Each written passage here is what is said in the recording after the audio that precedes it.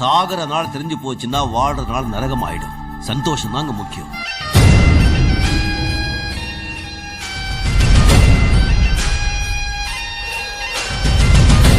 அந்தந்த second enjoy பண்ணி வாழணுங்க.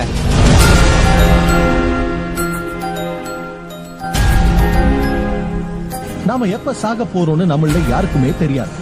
மனுஷனோட வாழ்க்கையில ஒவ்வொரு நிமிஷமும் முக்கியமான நிமிஷங்களா தான் இருக்கும்.